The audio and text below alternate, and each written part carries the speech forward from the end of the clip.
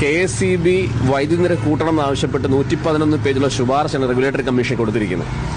ഇവിടുത്തെ കേരളത്തിൽ ഒരു മാധ്യമവും ആ ശുപാർശ ഞാൻ ഇപ്പോഴും മനസ്സിലാക്കുന്ന കുറ്റം പറയുകയല്ല. ഹേമ കമ്മിറ്റി റിപ്പോർട്ട് വരുന്ന കണ്ടപ്പം കേരളത്തിലൊരു ചാനൽ ആ റിപ്പോർട്ടുമായിട്ട് ഇറങ്ങി ഓടുകയാണ്. ഇതാണ് റിപ്പോർട്ട്, വേറെ ആർക്കും ഇത് കിട്ടാത്ത പോലെ. ജനങ്ങളെ ബാധിക്കുന്ന ഈ 111 പേജുള്ള റിപ്പോർട്ട് ഇവരുടെ റെഗുലേറ്ററി കമ്മീഷനിൽ അപ്ലോഡ് ചെയ്തതിനു ശേഷം കേരളത്തിൽ ഒരു മാധ്യമങ്ങളും എന്താണെന്ന് നോക്കിയിട്ടില്ല. അതായത് ഒരു പള്ളിക്കണക്ക് എഴുതുകയാണെങ്കിൽ പോലും അതിൽ വരവ് ചെലവുകൾ കൂട്ടി എഴുതും. അതിന്റെ സെക്രട്ടറിയുടെ ഒപ്പ് കാണും. ഇതൊന്നുമില്ലാതെ ഒപ്പില്ല, സീലില്ല, ആരാണ് ഇത് കൊടുത്തതെന്നുള്ളൊരു ശുപാർശ കൊടുത്തിരിക്കുകയാണ്.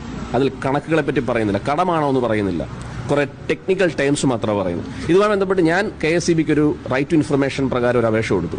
2023-24 കാലഘട്ടങ്ങളിൽ KSEB ലാഭത്തിലാണോ നഷ്ടത്തിലാണോ? എനിക്ക് കിട്ടിയ ഉത്തരം 218 കോടി രൂപ ലാഭത്തിലാണ് എന്നാണ്. അപ്പൊ സ്വാഭാവികമായ ലാഭത്തിലുള്ളൊരു കമ്പനി എന്തിനാണ് വൈദ്യുതി കൂട്ടാൻ പോകുന്നത്?